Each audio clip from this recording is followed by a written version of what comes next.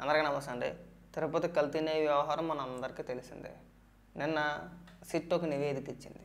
దాదాపు 68 లక్షల కిలోల నెయ్యి కల్తీ నెయ్యి వాడేశారు. నెయ్యి కూడా కాదు అది. అయితే దానిపైన సజ్జల రామకృష్ణారెడ్డి, అంబటి రాంబాబు, వైసీపీ నాయకులు అందరూ కూడా పెట్టే ప్రెస్ మీట్లు ఎలా ఉంటాయంటే చాలా విచిత్రంగా ఉంటాయి. వీళ్ళు అధికారంలో ఉంటే ఒకలాగా, అధికారంలో లేకపోతే ఒకలాగా. ఒకసారి సజ్జల రామకృష్ణారెడ్డి ఏం మాట్లాడుతున్నాడో వినిపిస్తూ చూడండి. నిన్న సడన్గా నిన్న మధ్యాహ్నం సాయంత్రం నుంచి ఒక ఉప్పెన మాదిరి ఒక ఆర్గనైజ్డ్ కుట్ర ఎట్లా జరుగుతుంది అనేది అందరం చూసాం.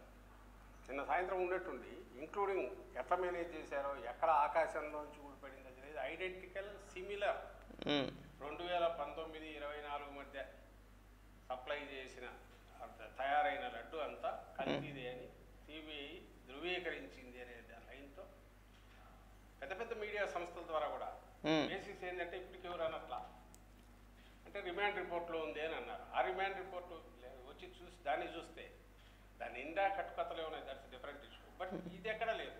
మరి వీళ్ళకి ఎవరు ఇచ్చారు? అలాగే ట్వీట్ పెద్ద పెద్ద ఇన్ఫ్లుయెన్సర్స్ చాలా ఫాలోయింగ్ ఉండే వాళ్ళ ద్వారా ఎట్లా పెట్టించారో తెలియదు కానీ సిమిలర్ అక్షరం కామా ఫుల్ స్టాప్ కూడా ఫుల్ పోకుండా 7-8 మందితో ఒకే ట్వీట్ నేషనల్ లెవెల్లో పెట్టించారు. అరగంటలో లోకేష్ ట్వీట్ అనేది ఆ బోలే బాబా అనే వాడి కూడా ఆ కంపెనీ వేరే కంపెనీల ద్వారా పూర్తి ఈ కెమికల్స్ వీటిని కలిపి పామ్ ఆయిల్ కొంచెం తీసుకొని దానికి కెమికల్స్ కలిపి సప్లై చేశారు. 22, 23, 23, 24, 24, 25 అనేది అలిగేషన్ చేశారు. ఇది నిన్న రిమాండ్ రిపోర్ట్ మేము చూస్తే ఎక్కడ 19-24 అనేది లేదు. మరి ఏ బేసిస్ మీద ఆ పత్రికలు వాళ్ళు ఏం మాట్లాడుతున్నావు నీకైనా అర్థమవుతుందో చూద్దాం. 19-24 అనేది లేదు. ఇది నిన్న రిమాండ్ రిపోర్ట్ మేము చూస్తే ఎక్కడ 19-24 అనేది లేదు. కెమికల్స్ వీటిని కలిపి పామ్ ఆయిల్ కొంచెం తీసుకొని దానికి కెమికల్స్ కలిపి సప్లై చేశారు. 22, 23, 23, 24, 24, 25. 22, 23, 23, 24 ఎవడున్నాడు అధికారంలో? రిమాండ్ రిపోర్ట్ మేము చూస్తే సజ్జల 22, 23, 23, 24 జగన్మోహన్ రెడ్డి కాదా? 19, 24 లేదు. ఎవడో చెప్తున్నావు? ఈ పీతకూర రాసుకుని ఏం మాట్లాడుతున్నావు, ఎందుకు మాట్లాడుతున్నావు? నీకైనా ఒక క్లారిటీ ఉంటుందా? మీరు తిరుపతిని అడ్డం పెట్టుకొని, వెంకటేశ్వర స్వామిని అడ్డం పెట్టుకొని అక్కడ వచ్చే ఆదాయాన్ని ఏదో రకంగా దోచేయాలనే ప్రయత్నాలు చేశారు, విశ్వ ప్రయత్నాలు చేశారు. అయినా నాకు తెలియక అడుగుతాను, టీడీటీ చైర్మన్గా అన్య మతస్థులు నియమించాల్సిన అవసరం వచ్చింది. నాకు అర్థం కావట్లా. ఎందుకు నియమించారు? ఎవరి కోసం నియమించారు? భువన కరుణాకర్ రెడ్డి హిందువా? కాదు. వైవి సుబ్బారెడ్డి.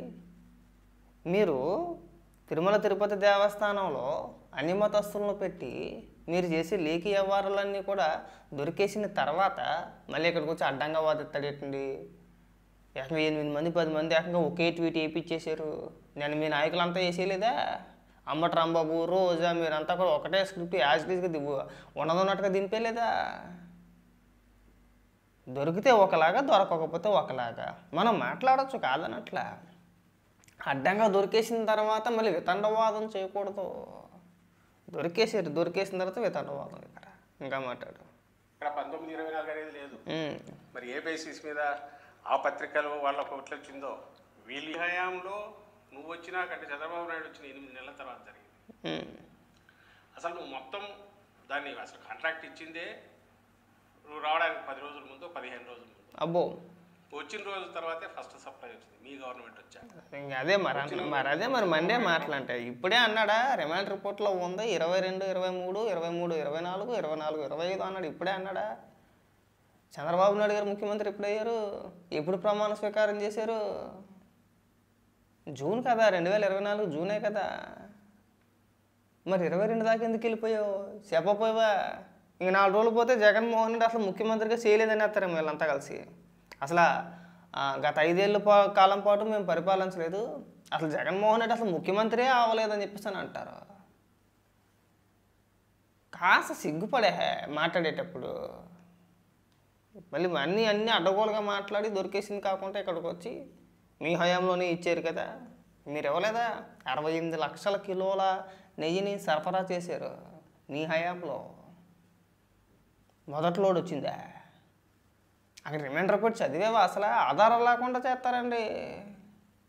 ఒక పక్క సిబిఐ, ఒక పక్క సిట్టు, అన్ని ఆధారాలు దొరికేసినా సరే ఇంకా అడ్డగోలుగా వాదిస్తాడు, అడ్డంగా వాదిస్తున్నారు వచ్చి ఇక్కడికి వచ్చి. అంటే మీరు ఏదైనా ఒక కేసు పెట్టి విచారణ చేస్తే అందులో 100% నిజం ఉన్నట్లు లెక్క. మన మీద ఏదైనా ఆరోపణ వచ్చిందంటే లేదు లేదు, ఆ విచారణ అంతా ఫేకు, అబ్బాయి అదేం కాదు, ఎక్కలేని లాజిక్లన్నీ ఇక్కడ మాట్లాడేస్తారు. 2024 వరకు, 2019 నుంచి 2024 వరకు జగన్మోహన్ రెడ్డి ముఖ్యమంత్రి, అది గుర్తుపెట్టుకో బాగా. మళ్ళీ ఇక్కడికి వచ్చిన తర్వాత ఉపన్యాసం చెప్పమాక. శ్రీకాంత్ దగ్గర 2 రోజులకు ధర్మారెడ్డి ట్రాన్స్ఫర్ అయ్యాడు. ఇతను ఎవరు, మన శ్యామలరావు వచ్చాడు. ఇంకా అక్కడ నుంచి వాళ్ళదే నడిచింది.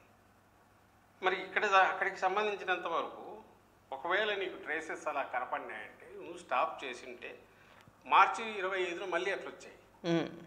50% ఇదో 50% ఇదే, అసలు లేకుండా కలిపారా? Is it possible? ఒకవేళ చేసింది ల్యాబొరేటరీలో చేయొచ్చు, కమర్షియల్ స్కేల్లో కుదురుతుందా? అంత చేసేదానికి పడే శ్రమ అది గిట్టుబాటు అవుతుందా? పోనీ ఇవన్నీ తెచ్చి లడ్డు అంటే శనగపిండి వాడి లడ్డు చేస్తే అది నిల్వ ఉంటుంది అసలు? నువ్వు 319 రూపాయలకు వైఎస్ఆర్సీపీ హయాంలో, అంటే మా హయాంలో గన టెండర్లు పిలిచింది, ఆ రేటు వర్కౌట్ కాదు, అంత తక్కువకి ఇచ్చారంటే కల్తీ చేసి ఉంటారు కొంత ఎంతో కొంత అనే అజంప్షన్కు నువ్వు వచ్చినావు. దీంట్లో కూడా రాశారు. మరి ఆ లెక్కన నీ హయాంలో గతంలో 14-19 మధ్య 273 రూపాయలకే నువ్వు ఇచ్చినావు. చూపించాల్సింది ఆధారాలతో. కల్తీ ఏంటారా? ఆధారాలతో చూపించాలి. నేను కూడా చెప్పేస్తాను. 150 రూపాయలకి కొన్నారని చెప్పేసి నేను కూడా చెప్పేస్తా. 100 రూపాయలకి కొన్నారని చెప్పేసి నేను కూడా చెప్పేస్తా. ఆధారాలు ఉండవు. నరవలే 4 ఎన్ని మాటలన్నా మాట్లాడేస్తూ ఉంటుంది. ఇది మీరు గతంలోని అమరావతిలో ఏకంగా 6,17,000 కోట్ల రూపాయలు అవినీతి చేశారు అని చెప్పేసి జగన్మోహన్ రెడ్డి పుస్తకం వేసేసాడు కదా. మీరు చెప్పే అప్పాబాయ కవులన్నీ ఇలాగే ఉంటాయి. అన్నీ అవే మాటలు మాట్లాడతారు. అన్నీ అయ్యే మాటలు సేమ్. అందులో అసలు ఎక్కడ కూడా ఇది ఉండదు. ఏకంగా 6,17,000 కోట్ల రూపాయలు అని చెప్పేసి పుస్తకం వేసాడు. ఏమైంది? విలువలు, విశ్వసనీయత, మేము ఏది మాట్లాడినా నిజమే మాట్లాడతాం, 100% అసలు అక్షరం ఒక పొల్లిపోతాను మాట్లాడి మీరు ఏమైంది? బాబాయ్ గొడ్డల పోటీ ఏమైంది? అన్నీ ఇలా వక్రీకరిస్తూనే ఉంటారు. ఏదో ఒకటి ఏదో రకంగా వక్రీకరించేసి మన చంద్రబాబు నాయుడు గారి పైన బురద జల్లేయాలి. మీరు మాత్రం ఎన్ని అవినీతి కార్యక్రమాలన్నా చేసేయచ్చు, ఎంతైనా తినేయచ్చు, ఎంతైనా దోచేయచ్చు. తిరిగి మీ మీద కేసులు పెట్టేస్తే దేవుడితో ఆడుకుంటున్నారు. దేవుడితో ఆడుకున్నారు మీరు. డైరెక్ట్గా దేవుడు సొమ్ముని తినేశారు. ఆ సొమ్మును కూడా సంక్షేమ పథకాలకి ఏదో రకంగా వాడాలని ప్రయత్నం చేశారు, వాడారు. ఇంకా దాన్ని ఒక ఆదాయంగా మలుచుకోవాలని చెప్పేసి ప్రయత్నం చేశారు. దేంట్లో పడితే దాంట్లో.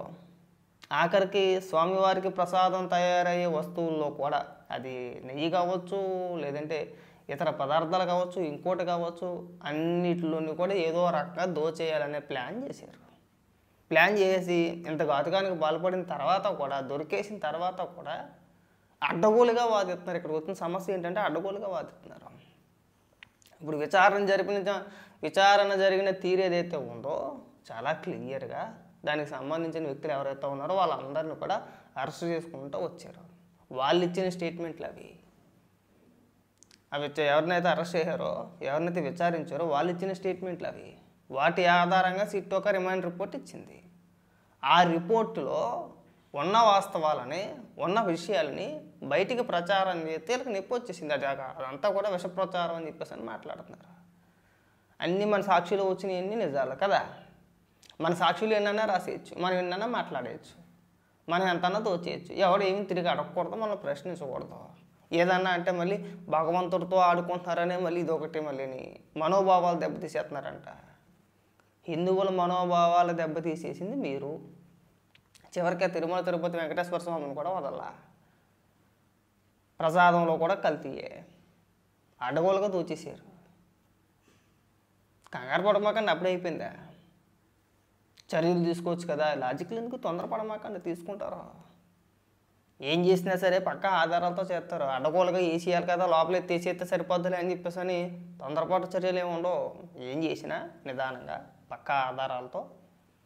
మళ్ళీ లోపలికి వెళ్తే మళ్ళీ పెట్టి రాకూడదు. వీడు తప్పు చేసాడు అని చెప్పేసి ఆధారాలతో సహా ప్రజలకు చూపించే ప్రయత్నం చేస్తారు. అక్కడ ఇలాగ ఊరికే తాడు బంగారం లేకుండా ఏదో కేసెట్టి ఖచ్చితంగా నేను 16 నెలలు జైల్లో ఉన్నాను కాబట్టి చంద్రబాబు నాయుడు గారిని కూడా అరెస్ట్ చేయాలని చెప్పేసి ఉద్దేశంతో అరెస్ట్ చేయరు. అలాగా జగన్మోహన్ రెడ్డి గతంలో అలాగే చేశాడు. తాడు బంగారం లేని కేసెట్టి లోపల వేసేసాడు. ఏమైందంటే ఏం కాలేదు, ఏం తెల్లా. అలా జరగవు. అన్ని ఆధారాలు సమకూర్చి ఈసారి లోపల అయితే మళ్ళీ ఎవడు బయటికి రాకూడదు. అలా ఎత్తారు. ఇప్పటివరకు అరెస్ట్ అయిన ఎవడు కూడా బయటికి రాలా. రాబోయే రోజుల్లో కూడా అదే జరుగుతుంది. గుర్తుపెట్టుకు బాగా సజల. ప్రతిదానికి పెద్ద మొత్తం 5లో నువ్వు తయారైపోమాక.